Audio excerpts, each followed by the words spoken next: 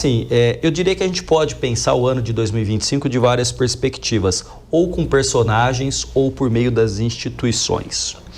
Com seus personagens a gente tem a família Bolsonaro. Então você tem Jair Bolsonaro condenado e preso por 5 crimes, 27 anos e 3 meses de prisão, dos crimes mais importantes ali, liderar uma tentativa de golpe de Estado, como bem lembrou o professor Zé Álvaro, militares de alta patente.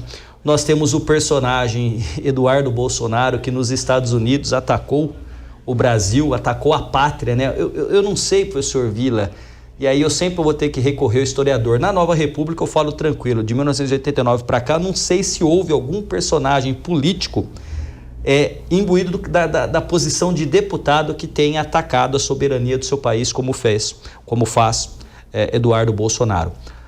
Recentemente, ainda de sobrenome Bolsonaro, já movimentando o ano que vem, Flávio Bolsonaro, que do projeto ao preço, é um texto que eu vou escrever, porque disse que a família Bolsonaro tinha um projeto para o Brasil e ele dias depois fala que a candidatura tinha um preço. Então é um presidente, um candidato de um projeto a um preço. Pois bem, então são esses personagens. Personagem externo, Donald Trump, que colocou em xeque 200 anos de relações entre os países, com ataques a partir de fake news. Eu gosto aqui que está ali marcando fatos que marcaram o Brasil em 2025. Trump não é muito afeito a fatos, mas a fake news. Na metade do ano, estou lá no Rio de Janeiro, saio para dar uma passeada na praia, tem os blindados, porque estava ocorrendo a reunião dos BRICS, e vem uma carta mentirosa de Donald Trump, dizendo que o Brasil levava vantagem em relação aos Estados Unidos, e os próprios dados do governo americano desmentiam isso, mas colocando inclusive o tarifaço no Brasil condicionado ao que ele chamou de fim das caças às bruxas, referente ao Bolsonaro.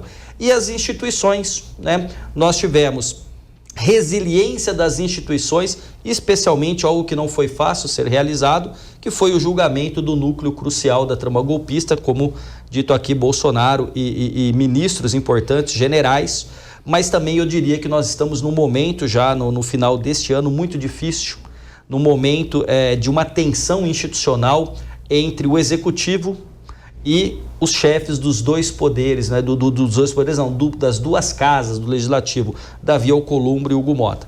E claro que a gente teria outras coisas, mas eu também não quero me alongar entre instituições e personagens para ouvir a doutora Luana também. Por favor, doutora. Obrigada, professor. Um prazer estar aqui com o senhor. Obrigada pelo convite. Um prazer estar aqui com todos que nos acompanham e com os meus colegas aqui também, professores, que contribuem tanto nesse debate.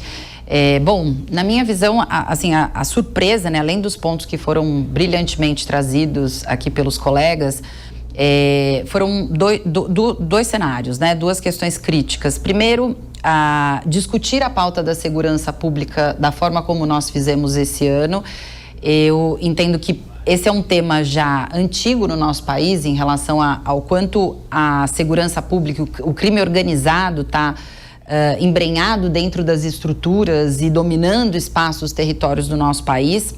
Nós finalizamos o ano de 2024 com uma proposta do governo em relação a esse tema, e isso parecia que ia surgir ali uma agenda, né, até consensuada entre os governadores, tentou-se fazer essa movimentação, perdeu força e depois voltou novamente agora no segundo semestre, principalmente com a operação que foi feita no Rio de Janeiro, que escancarou ainda mais a dificuldade que a gente chegou pelo fato da omissão que foi empenhada no nosso país nos últimos anos em relação à segurança pública. Então, para mim, um fato que foi não surpreendente, porque já era uma pauta antiga, um tema crítico, mas eu acho que os dados que foram circulados durante esse ano na opinião pública marcaram muito debate. Vários crimes que aconteceram e que mostraram a fragilidade das instituições, o quanto o crime organizado está dentro das instituições públicas, dentro da política. Obviamente que a gente não tem uma situação como da Venezuela, por exemplo,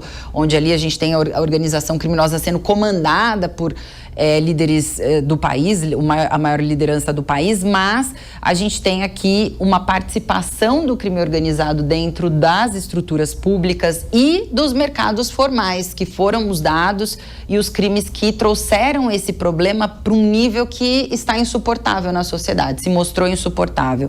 Então, acho que essa foi uma pauta que chamou muito atenção e ela vai ser levada para o ano de 2026, com certeza, como um dos principais temas eleitorais, de demandas da sociedade, demandas por resposta.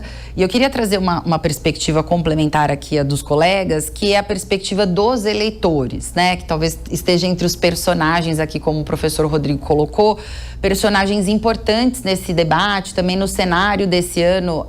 Para mim, foi um dos anos mais importantes em relação à posição e à forma como as pesquisas eleitorais e de opinião pública têm sido feitas no nosso país. A gente saiu de um modelo de pesquisas onde basicamente a gente olhava a binaridade existente ou antes entre PSDB e PT e agora, né, nessa polarização entre bolsonarismo e lulismo, para mostrar uma outra face. A gente teve no Brasil pesquisas com 10 mil pessoas, são pesquisas muito extensas para entender a opinião do eleitorado e trouxeram dados muito diferentes daqueles que a gente via anteriormente, aquela divisão mais básica entre esquerda, direita, centro, quem está mais à extrema direita, quem está mais ali perto do lulismo, né? A gente conseguiu fazer recortes diferentes e dando para nós, inclusive, que estudamos política, a condição de entender e fazer uma avaliação mais crítica em relação ao cenário para as eleições do ano que vem e como a sociedade brasileira pensa. E um número que para mim chamou muita atenção, professor, é que nós temos 31% do eleitorado brasileiro que é independente. Ele não está nem no lulismo, nem no bolsonarismo, e nem a direita não bolsonarista e a esquerda não lulista. Ou seja, é uma parcela muito grande da população que realmente está órfã em relação a lideranças, a líderes públicos. Eu queria, me perdoe, mas você tem toda a razão. Está em compasso de espera de um líder, mas esse líder precisa ser feito, esse líder precisa se apresentar.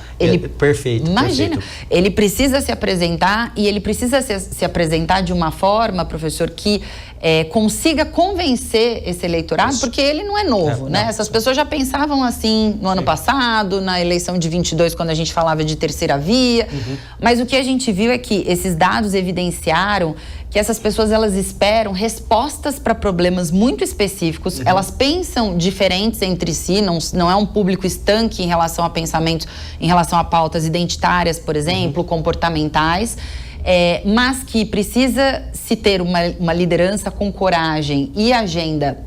Eu costumo dizer um conteúdo radicalmente programático, né? Ser radical nas suas propostas para conseguir capturar esse eleitorado. Então, a gente continua com esse eleitorado aguardando por uma liderança, mas agora com mais evidências e mais nomes também nessa disputa que podem se posicionar no ano que vem para tentar atender a essa parcela da população que clama por resposta e clama por uma liderança que consiga responder à altura.